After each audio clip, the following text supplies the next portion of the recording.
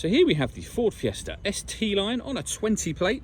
I'm going to start off by showing you around the outside of the car, and then we'll hop in and run through some controls on the inside. But from the outside, you can see it's a 5-door car with alloy wheels and tinted windows. Let's start off inside the boot and then work our way around the rest of the car from there. So as we approach the boot, you can see we have reversing sensors, plenty of boot space as well, along with that 60/40 split folding rear seat, should you wish to increase that space even further. Okay, so we're just going to work our way back round to the front of the car, and then we'll hop in and run through some controls on the inside. But now that we've done a full circle of it, you can see it's in excellent condition the whole way round. Just briefly before we climb in, I think it's well worth seeing the interior from this exterior point of view. There's plenty to run through on the dashboard, so let's hop in and we'll do that right now. Okay, now that we're inside the car, we're going to start with the dials. On the left-hand side, we have the rev counter, and on the right-hand side, the speedometer. In the middle at the bottom, we have the fuel gauge and coolant temperature gauges, and above that, a digital readout for the speedometer and the total miles for this car, which are 8,795. You can change that information displayed in that central section by using a button on the steering wheel for various bits of trip computer information, settings, your phone, audio, navigation, driver assist, and then back round to the beginning again. And the buttons I was using to do that are just here. We've also got stereo and phone controls over that side. Stereo controls continue on the left, along with cruise control and speed limiter.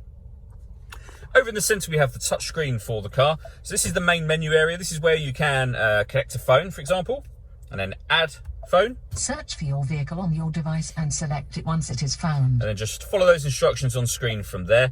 You'll already have seen, I'm sure, but this car's got satellite navigation. There's a full video that shows exactly how this works that you can find both on our website and also on our YouTube channel as well. And when it comes to music in this car, we have AM, FM and DAB radio, as well as Bluetooth audio.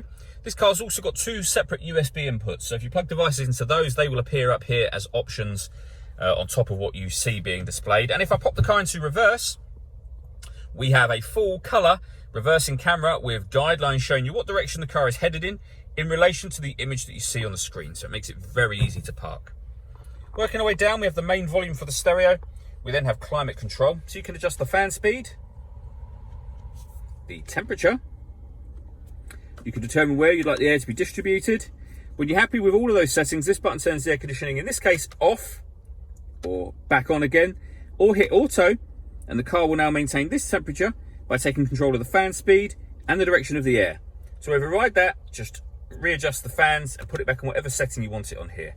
We have a proper heated rear screen and a heated front screen, a 12-volt charging socket and one of the 2 USB inputs just there.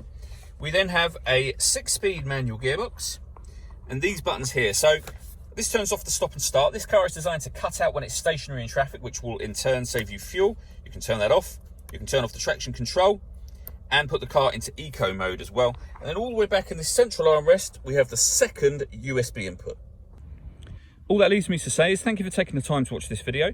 If you'd like to come and see the car in person and have a test drive, please feel free to call any of our MJA sites. We'd love to hear from you soon.